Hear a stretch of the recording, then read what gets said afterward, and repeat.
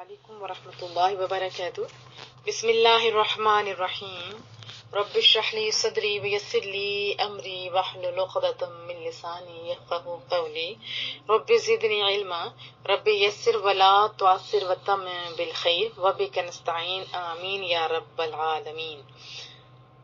सूरह यूसुफ आयत 26 से इंशाअल्लाह ताला इब्तिदा होगी। अऊज़ु बिल्लाहि मिनश शैतानिर रजीम। बिस्मिल्लाहिर्रहमानिर्रहीम। क़ाला, आपने फरमाया, हज़रत यूसुफ अलैहिस्सलाम ने फरमाया, हिया, इसने, रवादतनी, हम पीछे पढ़ के आ चुके हैं, वरावदतहु, और बहलाने फुसलाने लगी उन्हें। यहाँ पे वो खुद फरमा रहे हैं, रावदतनी, नूनी विकाया है और याई निस्बती है, यानी मुझे बहलाना चाहा, अन नफ्सी, अपने मतलब के लिए, अपने नफ्स के लिए। हज़रत यूसुफ अलैहिस्सलाम ने अब जवाबन फरमाया, मैंने नहीं बल्कि इसने मुझको बहलाना चाहा है, मतलब बरारी के लिए, अपने नफ्स की हाजत को पूरा करने के लिए, अपनी तरफ मायल करने के लिए। व शाहिदा, और गवाही दी, शाहिदुन, एक गवाह ने, मिन अहलिहा, अहल कहते हैं जैसे अहल बैत, आप माँ फैमिली आना जैसे कहते हैं ना, घर वालों के साथ आना, तो अहल होते हैं घर वाले, खानदान वाले। हा की ज़मीर राजे हो रही है जुलेखा की तरफ, तो मुराद क्या, उसके खानदान से। जैसे हम पीछे भी थोड़ा बता के आ चुके हैं, बहरहाल बच्चा था या बड़ा आदमी था उनके खानदान से, ये बता दिया।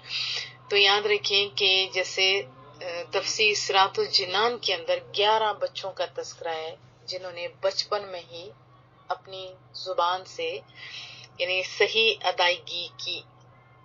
आपने जवाबन फरमाया, मैंने नहीं बल्कि इसने मुझे अपने मतलब बरारी के लिए, अपने नफ्स की हाजत को पूरा करने के लिए बहलाना चाहा है, या अपनी तरफ माइल करने के लिए सब कुछ किया है। और एक गवाह ने गवाही दी जो उस औरत के खानदान से था कि देखो, इन अगर काना है कमीज, शर्ट को कहते हैं हो उसकी, यानी हज़रत यूसुफ अलैहिस्सलाम की। खुदा, ये भी हम पीछे पढ़ के आ चुके हैं, फाड़ना। खुदा, काफ दाल, दाल रूट वर्ड है, फटी हुई है मीन कुबुल। कुबुल तो आप जानते हैं, आगे वाले इन फ्रंट वाली पार्ट को कहा जाता है। उस समझदार बंदे ने, ये जिसने भी गवाही दी, उसने कहा, जो उसके खानदान से था, कि देखो अगर यूसुफ की कमीज आगे से फटी हुई है, फसदक़त, तो इस औरत ने सच कहा, तो इस औरत ने सच कहा, वहुवा, और वो यूसुफ अलैहिस्सलाम की तरफ ये ज़मीर राज्य हो रही है कि और वो मिनल काज़िबीन, झूठों में से है। अगर कमीज आगे से फटी हुई है तो इस औरत ने सच कहा और वो झूठों में से है। वह इनकान कमीज हो, अब हो की ज़मीर राज्य हो रही है किसकी तरफ, देखिए, अगर है उसकी कमीज, हज़रत यूसुफ अलैहिस्सलाम की कमीज खुदा फटी हुई मिन दुबर, बैक साइड से, पीछे से, फकाज़बत, तो इस औरत ने, तो इसने झूठ बोला, वहुवा, और वो यानी हज़रत यूसुफ अलैहिस्सलाम, मिनस सादिकीन, सादिक सच्चों को कहते हैं, सादिकीन, सादिकी जमा है। और अगर उसकी शर्ट या कमीज पीछे से फटी हुई है तो फिर इसने झूठ बोला, यानी इस औरत ने झूठ बोला, और हज़रत यूसुफ अलैहिस्सलाम सच्चों में से हैं। फलम्मा, बस जब रआ कमीसहू, उसने उसका पैराहन देखा। अजीज़ी जो मिस्र था या जो उधर देखने वाले थे, उन्होंने जब कलम्मा, बस जब रआ कमीसहू, उसने यानी अजीज़े मिस्र ने देखा, कमीसहू, हज़रत यूसुफ अलैहिस्सलाम की कमीज की तरफ जब देखा गया, वो फटी हुई थी। फटी हुई थी कहाँ से, मिन दुबर, पीछे से फटी हुई थी, क्योंकि फ्रंट से अगर ये हमला करते तो फ्रंट से फटी हुई होनी थी। जब वो भाग रहे हो तो पीछे से, ज़रा कौन पकड़ता है, जिसको हाजत होती है, तो अगर पीछे से तो इस औरत की। जब चेक किया गया तो वाकई ये बात सच निकली।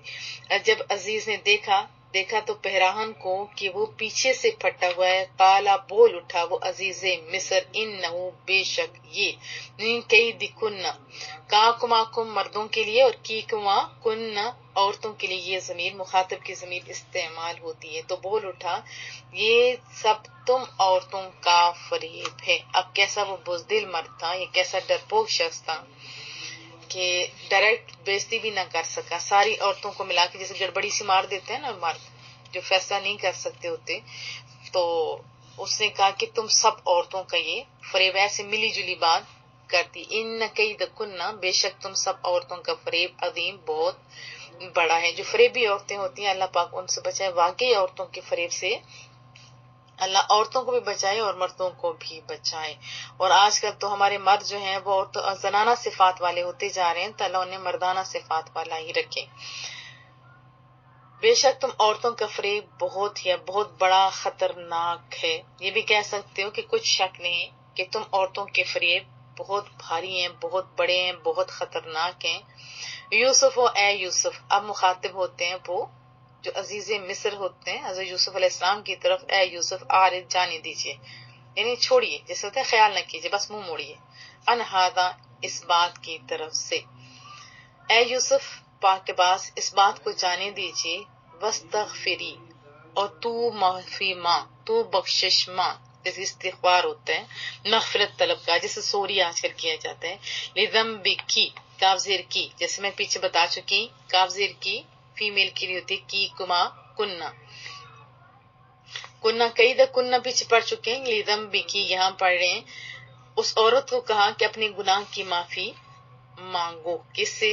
حضرت یوسف علیہ السلام سے، انکی بے شک تو کنتا اور کنتی، اب یہاں پہ سمجھ آ رہی ہے نا، من الخاطئین خطا واروں میں سے ہے، یعنی جو غلطی یعنی قصور والے بندے ہوتے ہیں ان کو جیسے کہا جاتا ہے، بے شک تو ہی قصور واروں میں سے ہیں۔ وقالا اور کہا نسوتن عورتوں نے، نساء عورت کو کہتے ہیں نا، نسوتن اور کہنے لگی عورتیں، فی المدینہ تھے اس شہر کی، امرات العزیز عزیز کی بیوی سے، امرا عورت کو کہتے ہیں، عزیز کی بیوی سے کہنے لگی، تراودو فتاہا عن نفسہی، تراودو کہتے ہیں مائل کرنا، ایسے پھسلانا، جیسے پیچھے بھی ہم پڑھ کے آ چکے ہیں، کتنے دفعہ یہ پڑھ چکے ہیں، 3 دفعہ ہم نے یہ ورڈ پڑھ چکے ہیں، وراودتہ یہ بھی ہم نے پڑھا تھا، راودتنی، اور یہاں پہ تراودو پہلاتی ہے تو، فتاہا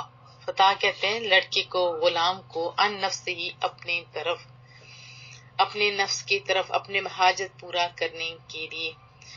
یہاں سے پتہ چلتا ہے کہ اس دور کا معاشرہ کیسا تھا، برائیاں تو لوگ چھپاتے ہیں نا، پہلے تو اللہ برائیوں سے بچائے، صالحین تو تنہائیوں میں بھی رب کریم سے ڈر رہے ہوتے ہیں، تو بہرحال غلطی سے کسی سے غلطی ہو جائے تو اس طرح سر عام تو نہیں نہ ہوتا، تو اس معاشرے کا حال دیکھیے۔ اب عورتیں کہنے لگیں جو شہر کی تھیں کہ عزیز کی بیوی اپنے غلام کو، اپنے نوجوان کو پھسلاتی ہے کہ اس سے مطلب براری کرے، یعنی اپنی نفس کی حاجت کو پورا کرے، تاکہ یہ شغفہ اس کا لفظی معنی ہوتا ہے کہ یعنی اس پردے کو کہتے ہیں جس میں دل لپٹا ہوتا ہے، اس صورت میں قد شغفہا حبا کا معنی ہوگا کہ اس کی محبت نے محبت میم کے زبر کے ساتھ زلیخا کے دل کو ہر طرف سے گھیر لیا ہے، تو شغف کا ایک معنی سیاہ نقطہ بھی لیا گیا ہے جو دل کے وسط میں ہوتا ہے، یعنی یوسف علیہ السلام کی محبت زلیخا کے دل کی گہرائیوں تک پہنچ گئی ہے، یہاں یہ مراد ہے، اس کے دل میں اس کی محبت گھر کر گئی ہے، یعنی اس کے دل کو گھیر لیا ہے، اِنَّا لَنَرَاهَا ہم اسے دیکھ رہی ہیں، فی میں دلال کہتے ہیں گمراہی کو، اور یہاں مراد ہے عقل و فہم سے بے گانگی، بے سمجھی، کہتے ہیں جھلا جیسے ہونا، فی ضلال مبین کھلی گمراہی میں ہے، یعنی کیا مطلب ہے کہ اس کے دل میں اس کی محبت گھر کر گئی ہے، گھیر لیا اس کی محبت نے اس عورت کے دل کو، اور ہم دیکھتے ہیں کہ وہ یعنی وہ عورت کھلی گمراہی میں ہے، سری غلطی پہ ہے۔ اللہ پاک ہدایت دے سب کو۔ اور علیہ السلام نے دیکھا کہ زلیخا اپنی غلطی نہیں مان رہی ہے، الٹا ان کے اوپر الزام لگا رہی ہے، جیسے ہم پیچھے پڑھ کے آ چکے ہیں۔ تو کیا ہوگی صورتحال کہ اس کو یا قید میں ڈال دیا جائے یا ان کو سخت سزا دی جائے۔ تو پھر آپ نے جواباً یا اپنی برات کا اظہار کیا اور حقیقت حال جو ہے وہ واضح کی، فرمایا یہ اصل میں خود غلط ہے، میں تو بھاگ رہا تھا۔ تو عزیز نے سوچا ہوگا کہ میں کس کی بات پہ یقین کروں۔ تو حضرت یوسف علیہ السلام نے فرما دیا کس گھر میں ایک 4 مہینے کا بچہ ہے جو جھولے میں ہے، جو زلیخا کے ماموں کا لڑکا ہے، جیسے ادھر اہلیہ کا لفظ تھا، اس سے ذرا پوچھیے۔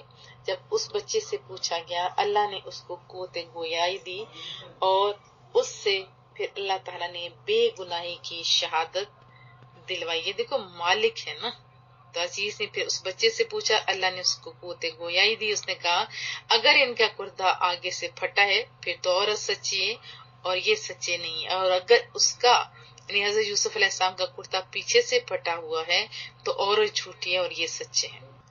دیکھیں یہاں سے بہت سارے لوگوں کی شانوں کا بھی پتہ چلتا ہے کہ وہ مالک ہے، وہ جس کو چاہے قوت گویائی دے سکتے ہیں۔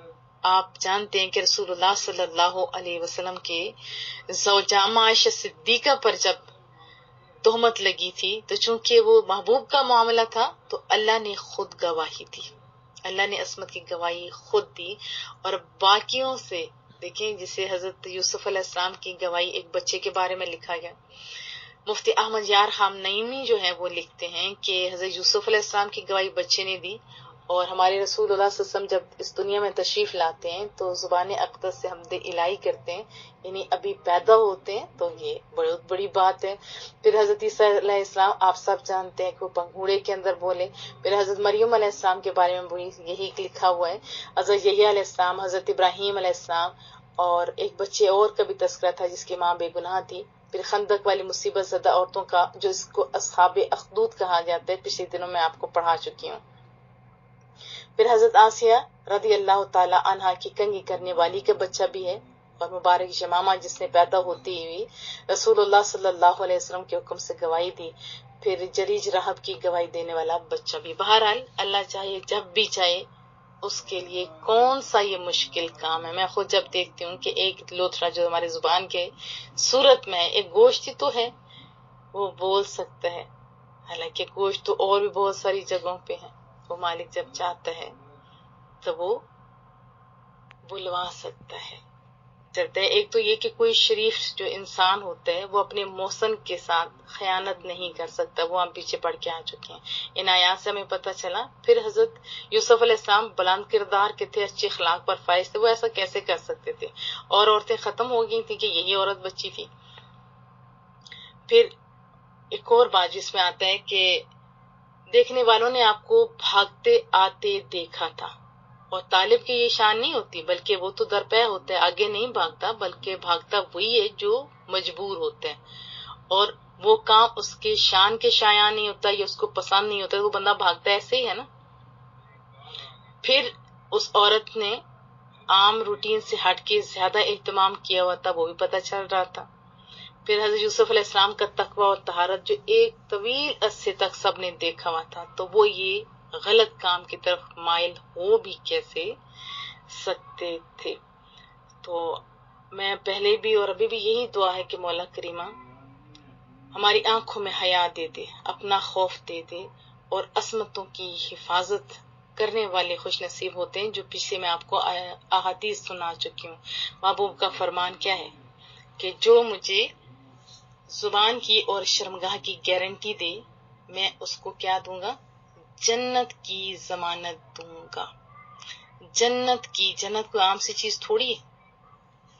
اب یہاں سے بہت ساری باتیں پتہ چلتی ہیں، ویسے تو ترجمہ ہی اتنا اچھا ہے، واضح ہے کہ وضاحت کی زیادہ حاجت نہیں ہے، لیکن چند ایک باتیں ہیں، چلیں ہم وہ کر لیتے ہیں۔ ایک تو یہ بات کہ یہاں سے تھوڑا عجب سا لگتا ہے نا کہ اتنی بڑی خیانت بیوی کی، مرد دیکھے اور وہ اس کا خون نہ کھولے، اس کو غصہ نہ آئے اور سزا نہ دے، سزا دینا تو کجال سخت لہجے میں جھڑکنا بھی مناسب نہیں سمجھا، بلکہ نرم انداز میں بے غیرتی کا لفظ آپ کہہ سکتے ہیں یا بے چارگی کا کہہ سکتے ہیں، بے حمیتی کی بو آ رہی ہے نا، اتنا کیا ایسے ملا جلا کے بات کی کہ تمہارا مکر ہے اور تمہارا مکر بڑا ہے۔ اور پھر ان الفاظ پہ بھی اس بیچارے کے جو الفاظ ہیں غور کیجئے کہ زلیخا یہ تیرا فریب ہے، یہ بھی کہنے کی ضرورت نہیں ہوئی، بلکہ کنہ یعنی مؤنث کی ساری عورتوں کو ملا جلا کے باہر طور پر بات کی۔ پھر حضرت یوسف کی دلجوئی کے لیے ایک اور بات جس میں آتی ہے، یہی مشورہ دیا کہ اس چیز کو اہمیت نہ دو، کس نے؟ عزیز مصر نے، جو ہونا تھا وہ تو ہو گیا، پھر بات تاکہ باہر بھی نہ نکلے۔ اور یہاں سے ایک اور بات بھی پتہ چلتی ہے کہ اس دور کا معاشرہ پھر کیسا تھا اور بن جاتا ہے۔ جیسے ایک دور تھا ہاف شرٹ یا ایون کہ ہاف سلیوز بھی کوئی نہیں پہنتا تھا، ہاف سلیوز کو بھی پسند نہیں کیا جاتا ہے، اور اب ہاف شرٹ بھی پہنی ہوئی ہوتی ہیں، پوری ہماری تو قمیضیں ہوتی تھیں گھٹنوں، آج بھی وہی والا طریقہ ہے، گھٹنوں سے نیچے تک اور بلکہ پردے کا اہتمام ہوتا تھا۔